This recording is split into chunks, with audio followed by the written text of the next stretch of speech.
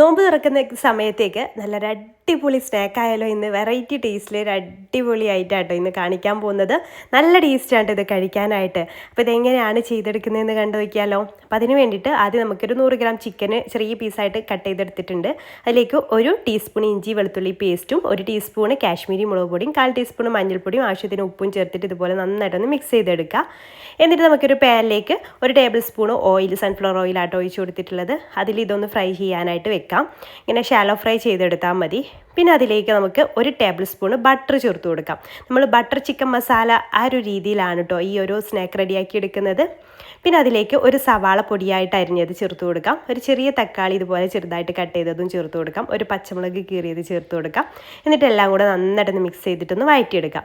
ഈ ഒരു ചിക്കൻ ഒന്ന് ഫ്രൈ ആയി വന്നതിന് ശേഷം വേണം ഇതൊക്കെ ചെയ്തെടുക്കാൻ വേണ്ടിയിട്ട്.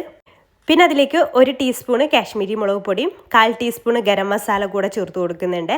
എന്നിട്ട് വീണ്ടും നന്നായിട്ടൊന്ന് മിക്സ് ചെയ്തെടുക്കുക. അതിൻ്റെയൊക്കെ പച്ചമണം മാറുന്ന വരെ ഒന്ന് മിക്സ് ചെയ്തെടുത്തതിന് ശേഷം പിന്നെ അതിലേക്ക് കുറച്ച് കസൂരി മേത്തി ചേർത്ത് കൊടുക്കാം. എന്നിട്ട് ഇതാ വീണ്ടും നന്നായിട്ടൊന്ന് മിക്സ് ചെയ്തെടുക്കുക കേട്ടോ.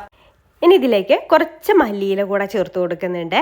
ഇനി ലാസ്റ്റായിട്ട് അതും മല്ലിയിലയും ചേർത്തിട്ട് ഒന്ന് മിക്സ് ചെയ്തെടുത്ത ശേഷം ലാസ്റ്റായിട്ട് കുറച്ച് ഫ്രഷ് ക്രീമും കൂടെ ആഡ് ചെയ്ത് കൊടുക്കുന്നുണ്ട് കേട്ടോ. ഫ്രഷ് ക്രീമും കൂടെ വരുമ്പോഴാണ് ഈ ഒരു മസാലയ്ക്ക് പ്രത്യേക ഒരു ടേസ്റ്റ് വരിക. അപ്പോൾ അത് സ്കിപ്പ് ചെയ്യാണ്ട് തന്നെ ചേർത്ത് കൊടുക്കുക. അത് കുറച്ച് ഒരു ക്രീമി ആയിട്ട് ഈ രീതിയിൽ ഫില്ലിംഗ് ആയിട്ട് വെക്കാൻ പറ്റുന്ന ആ രീതിയിൽ കുറച്ച് ചേർത്ത് കൊടുക്കുക. ഉപ്പ് കുറവുണ്ടെങ്കിൽ ഉപ്പ് കൂടെ ചേർത്ത് കൊടുത്താൽ നമ്മുടെ മസാല റെഡി കേട്ടോ. ഇനി നമുക്ക് വേണ്ടത് ബ്രെഡാണ്. ഞാൻ ഇവിടെ സാൻഡ്വിച്ച് ബ്രെഡ് ആട്ടോ എടുത്തിട്ടുള്ളത്. വലിയ സൈസിലുള്ള ബ്രെഡ് ആട്ടോ എടുത്തിട്ടുള്ളത്. നോർമൽ ബ്രെഡ് എടുത്താലും മതി. കുറച്ച് വലുപ്പമുള്ള ബ്രെഡ് എടുക്കാൻ ശ്രദ്ധിക്കുക കേട്ടോ. പൊട്ടിപ്പോവാത്ത രീതിയിലുള്ള ബ്രെഡ് എടുക്കുക. എന്നിട്ട് ഇതുപോലെ ഒന്ന് പരത്തി കൊടുക്കുക. എന്നിട്ട് ഒരു മൈദയുടെ സ്ലറി ഉണ്ടാക്കി എടുത്തിട്ടുണ്ട്. മൈദ ജസ്റ്റ് വെള്ളം ഒഴിച്ചിട്ട് അങ്ങനെ ഉണ്ടാക്കി എടുത്തിട്ട് എന്നിട്ട് 4 ഭാഗത്തൊന്ന് ആക്കി കൊടുത്തിട്ടുണ്ട്. അതിൻ്റെ ഈ ഒരു സൈഡിലായിട്ട് ഈ ഒരു ഫില്ലിങ് വെച്ച് കൊടുക്കുക. എന്നിട്ട് ഇതുപോലെ അങ്ങ് ഒട്ടിച്ചു കൊടുക്കാം.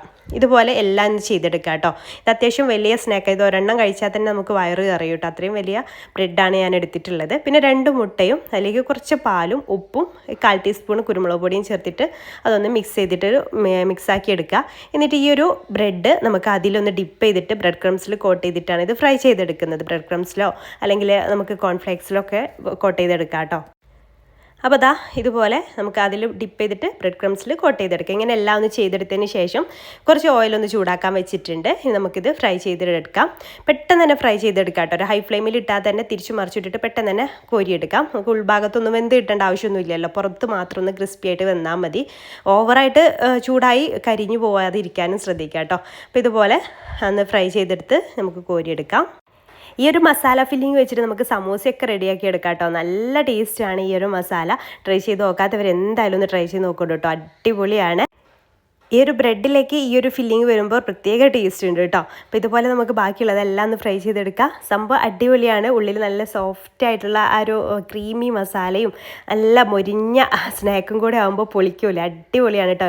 ഇഷ്ടമായിട്ടുണ്ടെങ്കിൽ ട്രൈ ചെയ്ത് നോക്കാം. ട്രൈ ചെയ്ത് നോക്കുന്ന സമയത്ത് ഫീഡ്ബാക്ക് അറിയിക്കണേ. ഇതുപോലത്തെ സിമ്പിൾ റെസിപ്പീസിനായിട്ട് നമ്മുടെ പേജ് ഫോളോ ചെയ്യാത്തവർ ഫോളോ ചെയ്യാൻ മറക്കല്ലേ.